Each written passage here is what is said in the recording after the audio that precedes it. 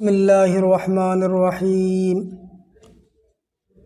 अल्हम्दुलिल्लाहि वस्सलातु अला अहलिहा अम्मा बाद व अऊज़ु बिल्लाहि मिनश शैतानिर रजीम बिस्मिल्लाहिर्रहमानिर्रहीम हामीम वल किताबिल मुबीन इन्ना अंज़लनाहु फी लैलतिन मुबारकतिन इन्ना कुन्ना मुंज़िरीन। सम्मानित दर्शकबृंद, आज आमी आपनादेर सम्मुखे उपस्थित हयेछि पवित्र रजनी शबे बरातेर सम्पर्के किछु आलोचना करार जन्य। मूलत आमार आलोचना होबे शबे बरातेर हादिसेर भित्तिते शबे बरातेर मर्यादा निये। प्रिय दर्शकबृंद, शबे बरात शब्दटी आदौ हादिसेर मध्य नेই। हादिस शरीफेर मध्य आछे लाइलातुन निसफ मिन शाबान, तथा शाबान मासेर 15तम रजनी। शबे बरात एटा फारसी शब्द। सब अर्थ रजनी बा रात्रि, आ बरात अर्थ पवित्रता, नाजात, मुक्ति, परित्राण। जेहेतु এই রাত্রিতে আল্লাহ পাক অসংখ্য অগণিত গুনাহগার বান্দাকে ক্ষমা করে দেন, জাহান্নাম থেকে মুক্তি দান করেন, এজন্য এই রজনীকে ফারসিতে শবে বরাত বা মুক্তির রজনী বলা হয়। সম্মানিত দর্শকবৃন্দ, এই রাত্রির অনেক ফজিলত রয়েছে। যেমন হাদিস শরীফের মধ্যে আছে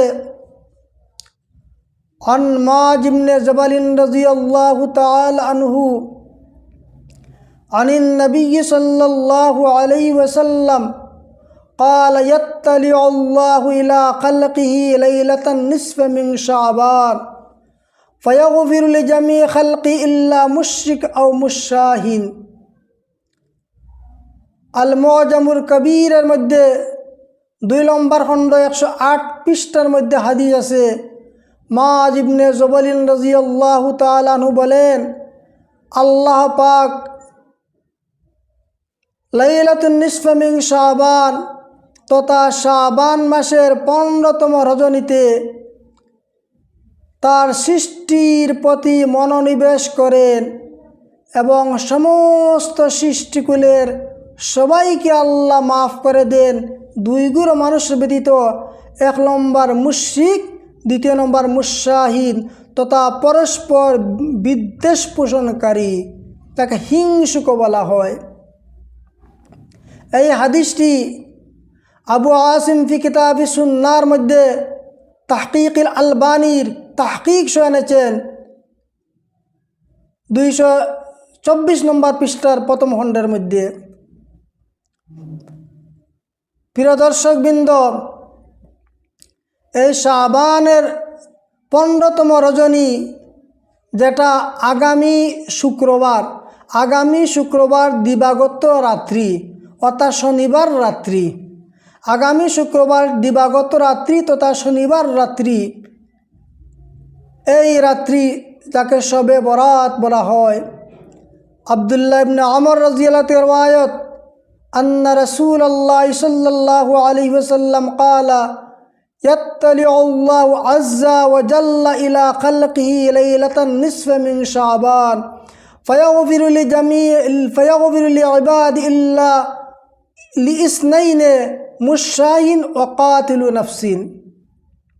আল্লাহ পাক 2 গুণ মানুষ ব্যতীত অন্যায়ভাবে অন্যকে হত্যাকারী এবং অন্যের প্রতি বিদ্বেষ পোষণকারী এই দুই গ্রুপে মানুষ ব্যতীত আল্লাহ পাক এই রাত্রিকে সবাইকে আল্লাহ ক্ষমা করে দেন।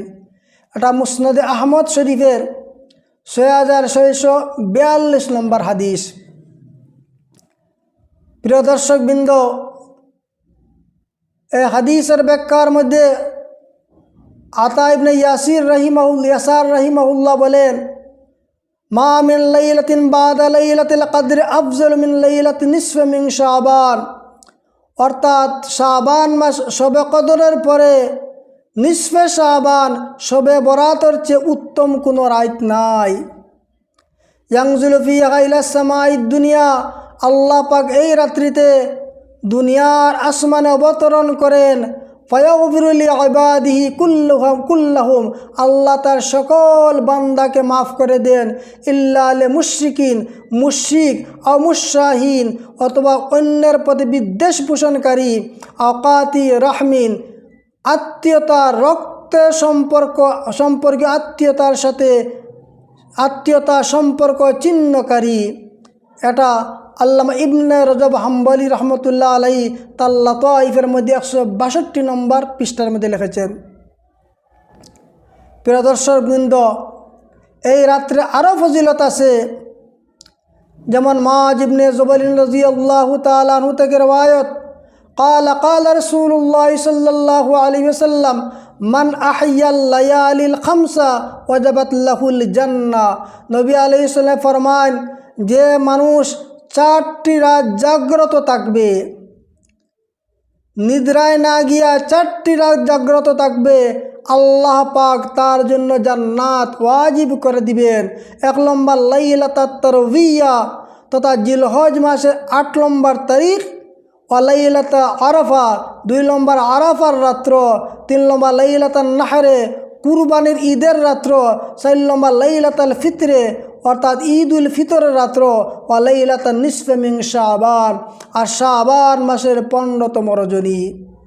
অর্থাৎ আমাদের হিসাবে আগামী শুক্রবার দিবাগত রাত্রেও আল্লাহর নবী বলেন, এই রাত্রে যারা জাগ্রত থাকবে আল্লাহ পাক তার জন্য জান্নাত ওয়াজিব করে দিবেন। প্রিয় দর্শকবৃন্দ, তাই আমরা চেষ্টা করব এই বরকতময় রজনীতে ইবাদত বন্দেগীর মাধ্যমে জাগ্রত থাকার চেষ্টা করব। আল্লাহ পাক আমাদেরকে তৌফিক দান করেন, বলেন আমিন। প্রিয় দর্শকবৃন্দ, এই রাত্রে আমাদের জন্য কি আমল করব আমরা? এই রাত্রের ফজিলতের বেলায় অনেক বাড়াবাড়ি করে আর অনেকে আবার সরাসরি করে। এটা বাড়াবাড়িও ঠিক নয়, সরাসরিও ঠিক নয়। হাদিসও যেভাবে এসেছে তদ্রূপ যদি আমরা আমল করি, সেই আমলটা আল্লাহ পাকের নিকট গ্রহণযোগ্য আমল হবে। হাদিস শরীফের মধ্যে আছে, 1 নম্বর এই রাত্রে আমরা কবর জিয়ারত করব। যেমন তিরমিজি শরীফের 739 নম্বর হাদিস, ইবনে মাজার 1385 নম্বর হাদিস, আন আয়েশা রাদিয়াল্লাহু আনহা قالت فقدت النبي صلى الله عليه وسلم লাইলাতান। আমি একদিন রাত্রে রসুল আমার পাশে শায়িত, হঠাৎ আমি দেখি রসুল আমার পাশে নাই। ফাগারাইতু, আমি রসুলের তালাশ করার জন্য সন্ধ্যার জন্য বাইর হইলাম। ফাইদা হুয়া বিল বাকি, গিয়ে দেখি রসুল্লাহ সাল্লাল্লাহু আলাইহি সাল্লাম মসজিদে নববীর পাশেই যে মদিনার বিশাল বড় গুরুস্থান জান্নাতুল বাকি, সেই জান্নাতুল বাকির মধ্যে আল্লাহ রসুল জিয়ারতরত অবস্থায় আছেন। আমি চলে আসলাম, কিন্তু আল্লাহ রসুল আমার উপস্থিতি তিনি টের পেয়ে গেলেন। ঘরে এসে বললেন, ফাকাল আকুনতা তাখাফিনা আন ইয়াহিফাল্লাহু আলাইকা ওয়া রাসূলু, হে আয়েশা, তুমি কি ভয় করো আল্লাহ এবং তার রসুল তোমার পদে অবিচার করেছে? আমি বললাম, কুলতু ইয়া রাসূলাল্লাহ ইন্নী জানান্তু আন্নাকা আতাইতা বাদা নিসাইকা, ওগো আল্লাহ রসুল, আমি ধারণা করেছিলাম হয়তো আপনি অন্য কোনো স্ত্রীর ঘরের মধ্যে তশরিফ নিয়ে গেছেন। তখন আল্লাহ রসুল বলে, আজকে এই রজনী কি কত বড় মর্যাদা রাজ তুমি জানো? ইন্নাল্লাহ আজ্জা ওয়া জাল্লা ইয়ানজুলু লাইলাতান নিসফা মিন শাবান ইলাস সামাঈদ দুনিয়া। আল্লাহ পাক এই রাত্রিতে দুনিয়ার আকাশে, অর্থাৎ দুনিয়ার উপরে যে আকাশ প্রথম আসমান, সেই প্রথম আসমানে অবতরণ করেন। ফায়াগফিরু লিআকসারা মিন আদাদে শাআরে গানামি কালবিন, অবতরণ করে আরবের সবচাইতে বেশি বকরি যে গোত্রের মানুষের লালন পালন করে তার নাম হলো কালব গোত্র। কালব গোত্রের যতটা বকরি রয়েছে, এই বকরিগুলার শরীরের মধ্যে যত পশম রয়েছে, এই পশম পরিমাণ অসংখ্য অগণিত বান্দাকে আল্লাহ পাক আজকের এই রাত্রিতে মাফ করে দিবেন। সুবহানাল্লাহ। একটা বকরির শরীরের মধ্যে কত পশম থাকে, লুম থাকে, আর বিশাল বড় ফাল, এক ফাল নয়, একটা সবচাইতে বেশি বকরি এই কালব গোত্রের মধ্যে লালিত পালিত হইত। এই কালব গোত্রের কতটি বকরি রয়েছে, এত বকরির লুম পরিমাণ অসংখ্য অগণিত বান্দাকে আল্লাহ পাক মাফ করে দিবেন।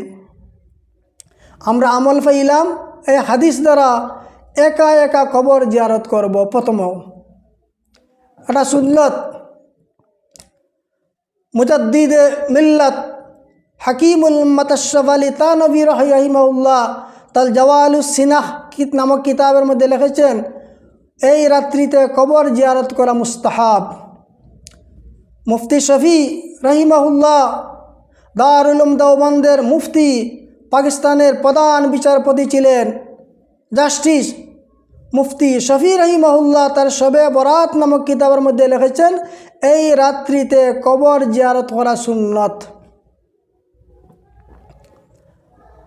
ফতোয়ায়ে আলমগীরির মধ্যে রয়েছে, ফতোয়ায়ে হিন্দিয়ার 5 নম্বর খণ্ড 350 নম্বর পৃষ্ঠার মধ্যে লিখেছেন যে 5 দিনের মধ্যে 5টি দিবসে কবর জিয়ারত করা উত্তম।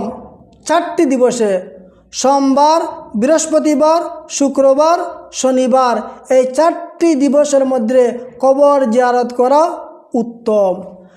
আর সেই ফতোয়া আলমগীরি মনে এনেছেন আরও কিছু রজনী আছে, বরকতময় রজনী, যে রজনীগুলার মধ্যে কবর জিয়ারত করা উত্তম, সেই বরকতময় রজনীর উল্লেখ করে তিনি ফতোয়া আলমগীরির মধ্যে শবে বরাতের নাম এনেছেন। অর্থাৎ এই রাত্রে কবর জিয়ারত করা উত্তম। ইমদাদুল ফতোয়া 4 নম্বর খণ্ডের 28 নম্বর পৃষ্ঠার মধ্যে আছে, এই রাত্রিতে কবর জিয়ারত করা মুস্তাহাব।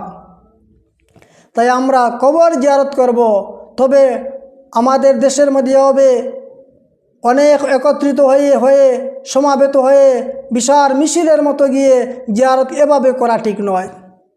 রাসূলুল্লাহ সাল্লাল্লাহু আলাইহি সাল্লাম রুমে শায়িত, পাশেই হইতে মসজিদে নববী, আসহাবে সুফা, শত শত সাহাবায়ে কেরাম ঘুমত আসেন।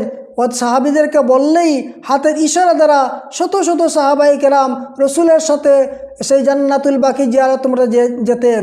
কিন্তু আল্লাহ রসুল একজন সাহাবিকে জিয়ারতে যাওয়ার জন্য বলেন নাই। বোঝা গেল জিয়ারত হবে, কবর জিয়ারত হবে, তবে নীরবে, নিস্তব্ধে, নীরবে হবে, কোনো ডুল ডাফকা মেলে আলোকসজ্জা করে নয়। এটা সুন্নত পরিপন্থী। যেভাবে রসুল করেছেন সেভাবে যদি আমরা করি এটা হবে সওয়াব, আর এর বিপরীত যদি করি এটা সওয়াব হবে না, উল্টা আমাদের আমল নামার মধ্যে গুনাহ বর্তিত হবে, লেখা হবে। সম্মানিত দর্শকবৃন্দ, প্রথম কাজ আমরা কবর জিয়ারত করব। দ্বিতীয় কাজ আমরা তওবা ইস্তেগফার করব। বেশি বেশি করে এই রাতে তওবা ইস্তেগফার করব। ইমাম বাইহাকি রাহিমাহুল্লাহ তার শাআবুল ঈমান নামক কিতাবের 3853 নম্বর পৃষ্ঠার মধ্যে লিখেছেন, 3853 নম্বর হাদিস এনেছেন, আন উসমান ইবনে আবিল আস রাদিয়াল্লাহু তাআলা আনহু আনিন নবী সাল্লাল্লাহু আলাইহি ওয়াসাল্লাম ক্বালা ইযা কানা লাইলাতু নিসফা মিন শাবান নাদা মুনাদিন হাল মিন মুস্তাগফিরিন ফাগফির লা হাল মিন সাইলিন ফাউতিয়া ফালা ইয়াসআলু আহাদুন ইল্লা আতা ইল্লা জানিয়াতান বিফরজিয়া আও মুশরিক। রাসূলুল্লাহ সাল্লাল্লাহু আলাইহি ওয়াসাল্লাম ফরমান, শাবানে 15তম রজনীতে আল্লাহ পাক ঘোষণা দিতে থাকেন, কোনো বান্দা কি ক্ষমা প্রার্থনাকারী কেউ কি আসো, বলো আমি তার গুনাহকে ক্ষমা করে দিব। কার কি সমস্যা আছে বলো, আমি তার সেই সমস্যাগুলা সমাধান করে দিব। এভাবে বান্দা যা চায় আল্লাহ পাক তাকে সবাইকে যা চাইবে তা দিয়ে দিবেন। একমাত্র এই দিন আল্লাহ পাক দেন না এই সমস্ত হতভাগা দুর্ভাগা যারা বেবিচারী নারী, বেবিচারকারিণী নারী এবং মুশরিক, ওদেরকে আল্লাহ পাক দেন না, আর অন্যান্য যে যা চায় তা দিয়ে দেন। তাহলে এই রাত্রে আমরা বেশি বেশি করে ইস্তেগফার, তওবা ইস্তেগফার করব। অতীত গুনাহ একবার পিছনের গুনার দিকে তাকাই, গুনার সাগরের মধ্যে আমরা ডুবিয়ে আছি। সেই গুনার জন্য তওবা করব, আল্লাহ পাক আমাদেরকে অবশ্যই ক্ষমা করবেন। তৃতীয় নম্বর, আমরা দোয়া করব। এই রাতে বিশেষভাবে দোয়া কবুল হয়। আন ইবনে উমর রাদিয়াল্লাহু তাআলা আনহু قال خمس ليال لا ترد فيهن الدعاء। রাসূলুল্লাহ সাল্লাল্লাহু আলাইহি ওয়াসাল্লাম বলেন, 5টি রাত্রিতে আল্লাহ পাক মানুষের দোয়াকে ফেরত দেন না। 1 নম্বর, লাইলাতুল জুমাতে, জুমার রাত্র দোয়া কবুল হয়, ফেরত যায় আসে না। ওয়া আউয়ালু লাইলাতিন মিন রজব, রজব মাসের 1ম তারিখের রাত্র। ওয়া লাইলাতুন নিসফা মিন শাবান, 3 নম্বর শাবান মাসের 15তম রজনী। ওয়া লাইলাতুল ঈদাইন, আর উভয় ঈদের রাত্রিতে বান্দা আল্লাহকে যা দোয়া করা হয়, রাসূল বলেন লা তারুদ্দু ফিহিন্না দোয়া, একটা দোয়া ফেরত দেওয়া হয় না। এটা মুসান্নিফ আব্দুর রাজ্জাকের 7927 নম্বর হাদিস। তাহলে এই দিন আমরা আল্লাহ পাকের নিকট বেশি বেশি করে দোয়া করার চেষ্টা করব। 4র্থ নম্বর, এই রাত্রিতে আমরা দীর্ঘ নামাজ পড়ব, লম্বা দীর্ঘ নামাজ আমরা পড়ব। আম্মা জান আয়েশা রাদিয়াল্লাহু আনহা, বাইহাকি শরীফের 3865 নম্বর হাদিস, লম্বা হাদিস। আম্মা জান আয়েশা রাদিয়াল্লাহু ফরমান, قام رسول الله صلى الله عليه وسلم من الليل ইসাল্লি ফাতালা সুজুদা। রসুল নামাজে দাঁড়াইলেন, এত দীর্ঘ নামাজ আমি মনে করলাম হয়তো রসুল্লাহ সাল্লাল্লাহু আলাইহি সাল্লাম দুনিয়া থেকে চলে গেছেন। রসুল দূরে আসেন না চলে গেছেন তা যাচাই বাছাই করার জন্য আমি রসুলের পাও মুবারকের মধ্যে হাত দিলাম, রসুল পাও নাড়া দিলেন, আমি বুঝলাম না রসুল জীবিত। এত লম্বা নামাজ আল্লাহ রসুল পড়লেন। অতঃপর নামাজ শেষে লম্বা হাদিস, আল্লাহ রসুল বলেন, এই রাত্রি কোন রাত্রি কি জানো? এই রাত্রি নিসফে মিন শাবান। এই রাত্রিতে আল্লাহ পাক প্রথম আকাশের মধ্যে অবতরণ করেন এবং বান্দায় যা চায় আল্লাহ তাদেরকে তা দিয়ে দেন। হ্যাঁ, এই রাত্রি তো আল্লাহ রব্বুল আলামিন হিংসুকদের এবং মুশরিকদের আল্লাহ ক্ষমা করেন না। তাহলে এই রাত্রিতে আমরা লম্বা লম্বা দীর্ঘ নামাজ পড়ার চেষ্টা করব। হ্যাঁ, শবে বরাতের আলাদা কোনো নামাজ নেই, শবে বরাতের আলাদা কোনো কেরাত নেই। আমরা যে কোনো নামাজ লম্বা চূড়া নামাজ পড়ার চেষ্টা করব। বিশেষ করিয়া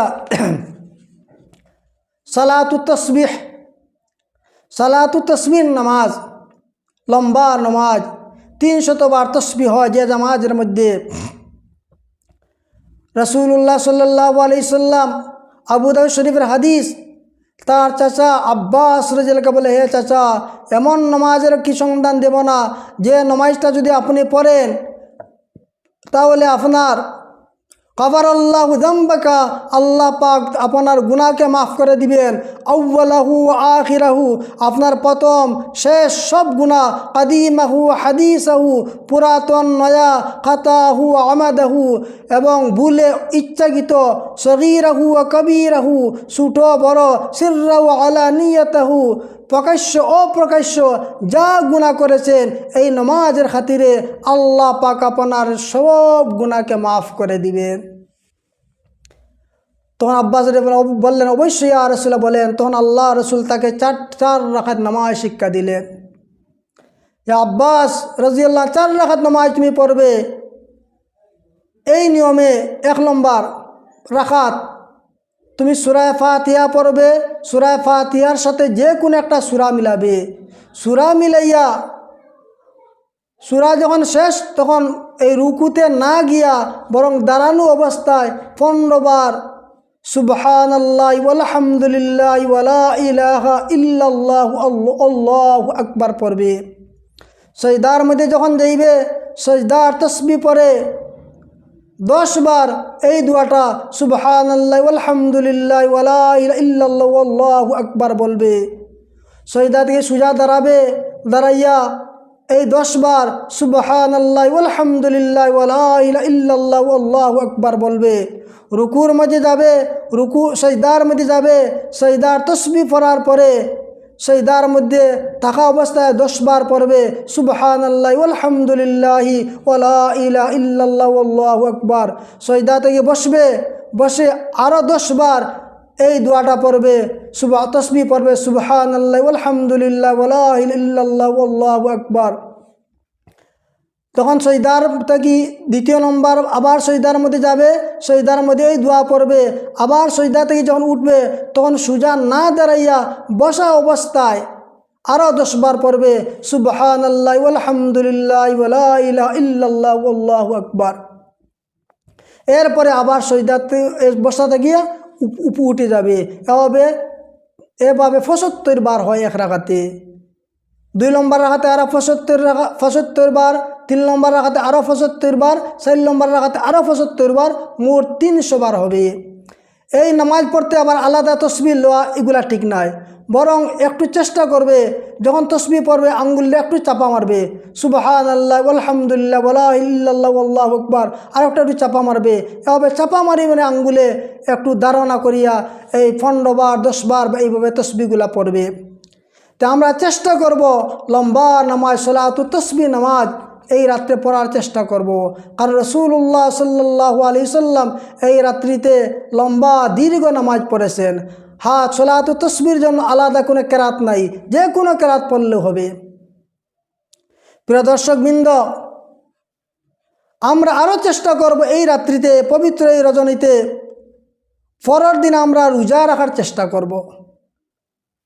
কারণ হাদিস শরীফের মধ্যে আছে, আলী রাদিয়াল্লাহু তাআলা ইবনে মাজাহ শরীফের 1384 নম্বর হাদিস, হযরত আলী রাদিয়াল্লাহু আনহু قال قال رسول الله صلى الله عليه وسلم اذا كانت ليله النصف من شعبان, যখন শাবান মাসের 15তম রজনী হয়, তখন আল্লাহ রাসূল বলেন ফাকুমু লাইলাহা, শাবান মাসে 15তম রজনী পুরা রাত্রে তোমরা জাগ্রত থাকবে। ওয়াসুমু ইয়াওমাহা, পুরা পরের দিন তোমরা রোজা রাখবে। ফাইনাল্লাহ ইয়ানজিলু ফিহা লিগুরুবি শামসি ইলা সামাঈদ দুনিয়া, কারণ আল্লাহ পাক প্রথম আকাশের মধ্যে অবতরণ করেন। ফায়াকুল, এবং বলেন ফায়াকুল হাল মিন মুস্তাগফিরিন ফাগফিরাল্লাহ, ক্ষমা চানেওয়ালা কেউ আসনি, বলো আমি তোমাকে ক্ষমা চাও, আমি তোমাকে ক্ষমা করে দিব। আল্লাহ আমি মুস্তারজিকিন, রিজিক প্রার্থনাকারী কেউ কি আসো, বলো কি রিজিকের দরকার, ফারজুক, আমি তাকে রিজিক দিয়ে দিব। আল্লাহ মুবতালিন ফাওয়াফিয়া, কে কোন সমস্যার মধ্যে জর্জরিত, বলো আমি তার সেই সমস্যা দূর করে দিব। আলা কাযা আলা কাযা হাত্তা ইয়াতলু আল ফাজরু এভাবে আল্লাহ প্রত্যেকটা সমস্যার নাম ধরে ধরে বলতে থাকেন, ফজর পর্যন্ত এভাবে আল্লাহ আহ্বান করতেই থাকেন।